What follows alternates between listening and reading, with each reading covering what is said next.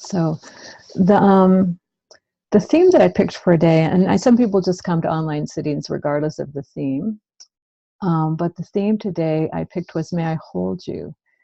And this sort of question, "May I hold you?" just came to me to talk a little bit about during the last sitting, because it is something that we very frequently Trillium teachers do at a time, after a time when someone does their personal sharing, like, as I said, in that safe container of mutuality. It's really, really common that the teacher will say, "May we hold you," to the person, which is an invitation for the other members to just silently kind of receive what that person has just said. But I thought, why not talk about it just a little bit? It can be a potent time for both the person that's being held and the person who's doing the holding. And I did, make myself a few notes, so you'll sometimes see me glancing down to see if I am kind of on track with what I wanted to share with you. So that there's usually often really no instruction that comes with that, "May I hold you?" And there's a silent implication to just be present with the other without attachment or reactivity. Now, I'm going to speak for myself. When I'm the one that's being held in this way, there's the combination of just the silence and the supportive presence of others. And I generally kind of deepen into the present moment. And I also simultaneously rest in the support that's there. I can sort of more easily sense the support of the others that's there. And it can be a time when I do feel that safety more clearly, especially when I'm in this particular configuration of others that are on a path of awakening and that I know have taken my words in and won't be trying to fix or change me, will just be letting me be who I am. So that moment at the end of your share time of just silence, being held by others energetically, can help me deepen into that truth. Oh, those people are just here for me. They're not here to fix me. They're not here to change me. They're not here to give me advice. They're just here for me. So that can be my experience. And of course, you might have very different experiences during that time when you're being held than what I've described. And of course, that's just completely fine. So just even in this moment, I'm going to invite you to take your attention inward, to reflect on and call up into this present moment what it has felt like for you in the moments after you share, when others in that room, virtual room or real room, hold you. So just invite your body, your whole being right now, to give you the felt sense of what that has been like for you. We'll just take a moment to do that.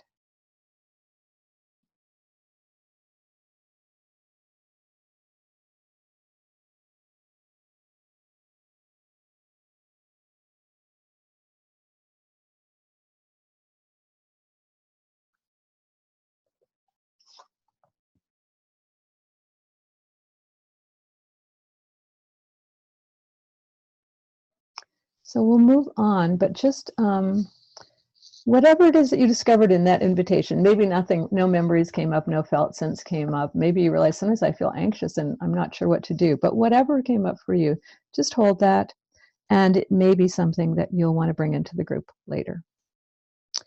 So now what I want to do is move into what can happen for the people that are doing the holding, because that can also offer some unexpected benefits. First of all, it's an opportunity for us to also not just hold the other, but to sense into our internal landscape. And just it will allow us to, what has arisen inside of us as a result of listening to that person share. And that can be very fruitful. And again, could be just, we might sense this, feel as just a deepening sense of connection to that person, or maybe a resonance with something they said that begins to kind of reverberate inside of us. And during that silent time, we might be able to notice that. There also can be, during that silent time, some of the barriers between self and other can become as if more transparent. And that sense of non-separateness that's always there might come a little bit more to the front.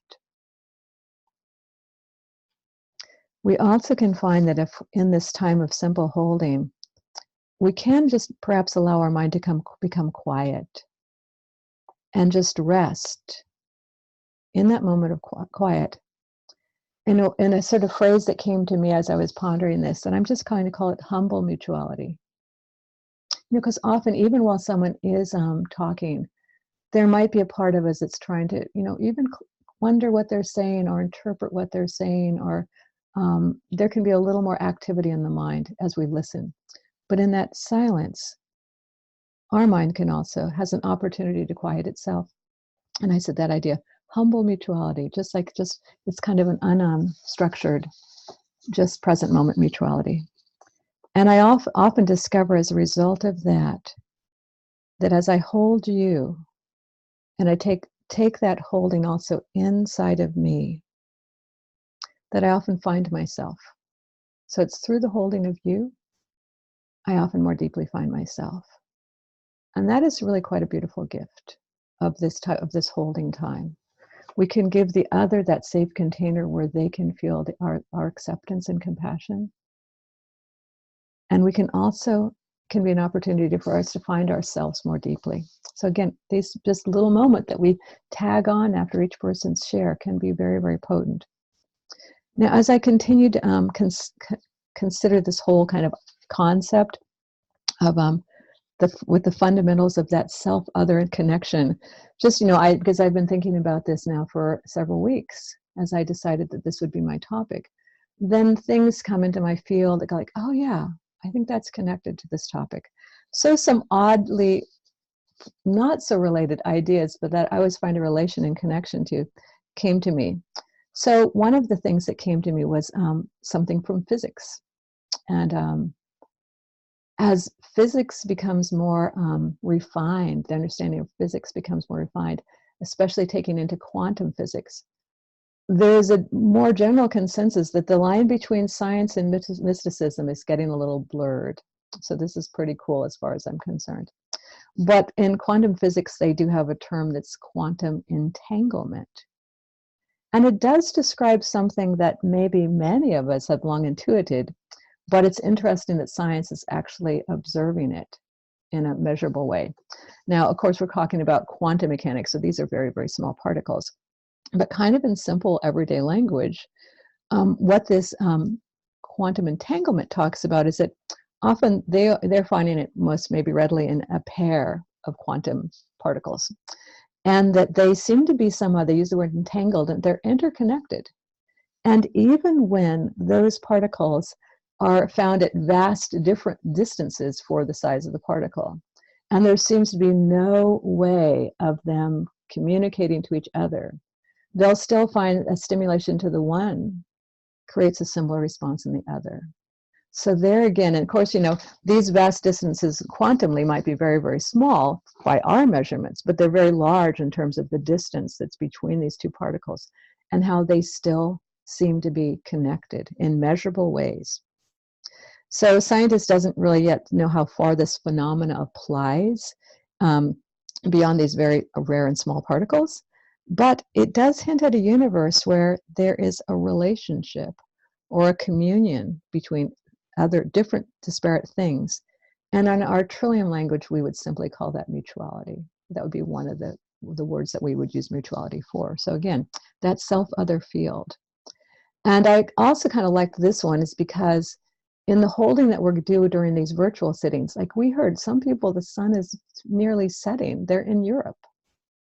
And some of us are here in the different time zones in the United States. And yet we may not be so separate after all. And there may be this kind of mutuality or entanglement, but a beautiful entanglement of connection that we're creating. And that time of holding can be a time where we magnify that connection. And then another thing that crossed my most of these things are crossing past my internet screen, actually, as things attract my attention. But there is a mystic, Howard Thurman. He was born in the 1900s and died in 1981. But he also talked about a self other connection that I found that seemed to be talking about the same way, but this is from very much from a mystical point of view as opposed to a scientific point of view. And I'm going to do a little bit of paraphrasing by what he does and then try to translate it into trillium terms. So he said, we are usually distracted by an overactive mind that refuses to wait in a humble unknowing for pure wisdom. So again, he says, we're usually distracted by an overactive mind that refuses to wait in that humble unknowing for pure wisdom. So I would say, in a sense, that silent holding of the other comes where we put aside that overactive mind to simply be with the other. And that is that kind of humble knowing or that humble mutuality that can allow, in our case, he was mentioning a pure wisdom. I would just, in this case, apply to this particular topic, a pure connection. And he goes on to say with more, and this is actually quite poetic. Remember, he's a mystic, so just let this wash over you. And also, I'm going to do a little bit of interpretation to maybe help you to see it the way I saw it. Now, he uses an expression, the sound of the genuine. Again, remember, this is very poetic. And for me, in this connection, I translated this as the speech that is authentic. There could have been many ways to translate this, but in terms of our self-other field and mutuality, the speech that is authentic, in the present moment, undefended, unfiltered, not interpreted. So to me, that's genuine. All those things, authentic, present moment, undefended, unfiltered, not interpreted, genuine. So he calls it the sound of the genuine. So what he goes on to say is, now if I hear the sound of the genuine in me, again, just think of it as that authentic, present moment, undefended, unfiltered self. If I hear the sound of the genuine in me, and if you hear the sound of the genuine in you, we're both in that state, just present moment, authentic. It is possible for me to go down in me and come up in you. So when I look at myself through your eyes, having made that pilgrimage of self and other, that was of my words, I see me in what you see in me, and the wall that separates and divides will disappear, and we will become one, because the sound of the genuine makes the same music. So again, here he is inviting us to be in our present moment truth, allowing the other to be in their present moment truth. And that there's a connection, there's a field of being that we are all connected in that. And I love this because I go down in me and come up in you, and we are kind of in mutual pristine holding of one another, because the sound of the genuine makes the same music. There's that same underlying field of consciousness that underlies you and underlies me. So I love this, again, finding these similar concepts through science, find it through mystics. And in another place that I was also been fascinated by, there's an organization called Heart Math, and I've only just begun to scratch the surface of understanding what they have done, but I've scratched it a few times over the last 10 years. And basically for more than 25 years, they have done a lot of research. And what they often, their research is centered around is they call the mysterious intelligence and innate intelligence of the heart. So they use rather rigorous scientific investigation to substantiate their findings about what a powerful heart center the heart is. So again, they're taking it out of the chakra system, taking it out of energy medicines and things like that, and using it more scientific, rigorous understanding. But they are finding the heart to be a remarkable organ of that influences not only ourselves but others. So what they've gone on to do with this study is they find that they train an individual to be in what they call a heart space. And they find that when they train someone, just give them some instruction to be in what they call a heart space, that there are physiological coherence that quickly manifests. They find coherence in the person's brain waves. They find coherence in the person's breathing, and they find coherence in the person's heartbeat. Not only do they find coherence in all these three levels, but they find them all cohering together. So it's quite spectacular what they're finding. And so when I read their description of what they mean by heart space, it sounds very similar to what in Trillium we refer to as presence. So presence we often will define as an aspect of embodied consciousness. So again, we understand consciousness to be the underlying field beneath all of creation that supports and infuses, in fact, all of creation, that is not separate from creation. But we say presence is an aspect of embodied consciousness, which is typically experienced as personal, warm, and caring. And that's kind of really what it is that they instruct people in their heart math research to do, is just kind of drop into a space that feels something like personal, warm, and caring. There's a few more instructions, but it's really not that much more than that. So, and then what they discover, yes, is that not only does that person receive really quickly that coherence within their other, like their mental activity, their heart rate, and their breath, but they find that the same measurements can be found in someone who's right next to them in physical proximity. So literally the way these experiments can go, they can have someone that they do very, very little training in this, what they call like heart space, and see the coherence that happens in the person. Then they can just bring in somebody, from the next room. Kind of, I'm sure they've sort of set this up. Will you be part of our experiment? They don't just drag someone off the street, but it's almost like that. Just here's their other person who hasn't been even taught about this heart space or anything like that, but they hook them up to the same kind of equipment.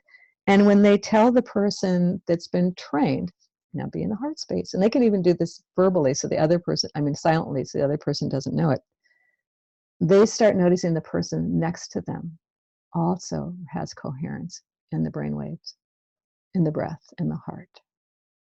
So our consciously putting our attention in this heart space, or just that present moment caring, without agenda, just to be there, can actually, they're finding, again, measurable results of how this impacts the others.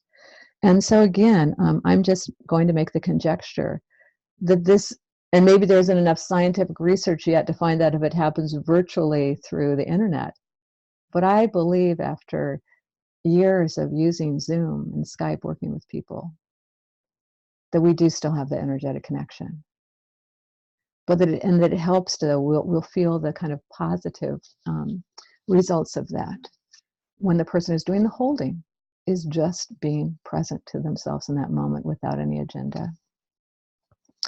So there's just a few other things I wanted to bring in, sort of that might be of help to you. Now, and some people like to, in some Trillium communities, do this all the time, and some people just do it spontaneously or whatever. But some people do like to, during that time of holding, actually place their hands in a position that's like maybe like this or like this, if you can see it. Oops-a-daisy, but more like on their lap. But that kind of, those are both kind of signs of maybe in some mystical schools would be of a benediction. Now, just like heart's math is finding that the heart is an energetic organ in the body that tends to, be connected with things like compassion and things like that. So many schools of medicine, not necessarily, we don't teach this in Trillium, but many schools of energy medicine talk about the healing power of the hands. Reiki initiates the hands. Many, in fact, energy medicine schools initiate the hands in some way. There is already healing energy in the hands. I even actually worked with some people in Peru, and they were talking about the 7 chakras, and they included the hands in some of the chakras. So again, there's energy points all over the body, but some people like to do that while they're holding someone, put their hands out. So if you see that happening, it's just because some people like to do that, and you might want to experiment with yourself. It's not like part of our practice, like gazing is part of our practice. But again, people sometimes like to do that. I remember also, it was just very sweet. It was in a small Zoom group once, and it was a smaller group of people that were meeting regularly, so there was a lot of trust there. And And sometimes at that point in time, some of the participants in the group might be the person who would say, "May we hold you?" I didn't always take the lead in that group. And so one of the other participants at the end of someone's share said, "May we hold you?" But she also included, and I'm not suggesting we would say this, but you could include this in your mind. She said, "More than just hold you, I want to appreciate you." She just said it spontaneously, and I actually found that expression to be very heartwarming to hear her. It wasn't about me, but it was about someone else, not just holding you, but to appreciate you. So it's putting a little bit of a little something extra on it, just like the hands are putting a little something extra on it. But again, no intent to change the person, fix them, judge them. But it just was a little something else. So, again, maybe if there's a attitude internal of appreciation, that might be something that that you'd like, that you can do. So again, just experiment. See what works for you. You will be your own scientist in this regard. And then I also found a little quote by Jeff Foster. He's also a teacher of awakening in his own school. And his quote, I also found it was a kind of giving us a hint again about how we might be when we're holding the other. And these few words, he said, "Leave the moment fully untouched. Let it touch you. Awaken to the sacred ordinariness of things." When we've heard someone talk, what they've talked about could be very ordinary, and yet it's sacred. So leave the moment fully untouched. Let it touch you. Awaken to the sacred ordinariness of things. So we're going to be ending in just a moment and moving into our share time. But before you do that, I would like you, all of us, now to pause for a moment and consider maybe some different suggestions that I have just shared with you about holding that feel right to you. I'll recap them for you. But take a moment to sense this freshly in this moment.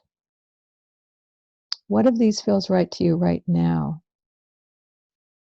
They're actually all right, but one of them might feel more right or correct or resonant to you, and especially today. So take a moment just to first center yourself in yourself. Maybe while you're doing that, even take a moment to look inside in this present moment for anything in you that feels alive or flowing or spacious, maybe grounded. Even if it's just showing up, just a very faint way. Maybe it's very strong for you. Both are okay.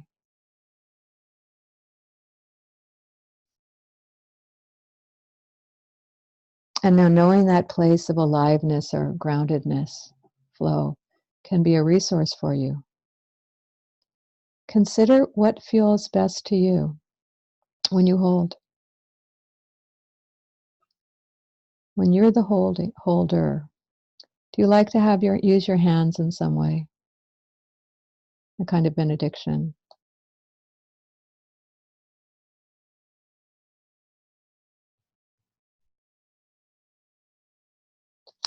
Or do you like to include a sense of appreciation for the person?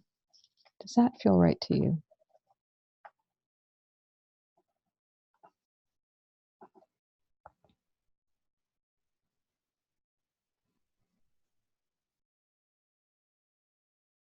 Another flavor, and sometimes these have overlap, so we might not be able to slice them apart so discreetly. But for you, is it more like this being in presence? Where we drop into a personal space of maybe warmth or caring. Where we're not overtaken by attachment or reactivity. Our own personal attachment or activity, we set that aside.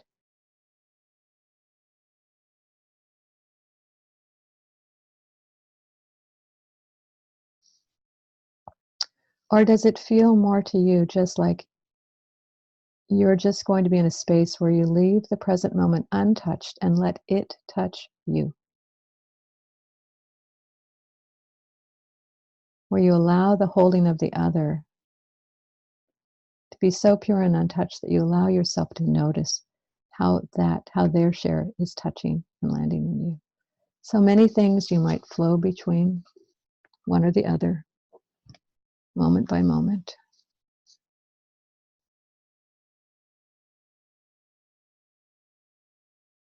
I'll give you another little bit of time to just let those different ideas wash over you.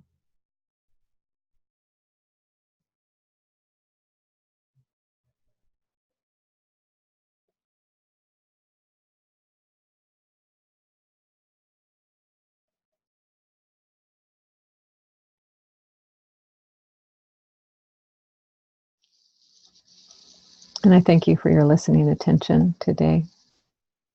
I'm going to stop the recording right now.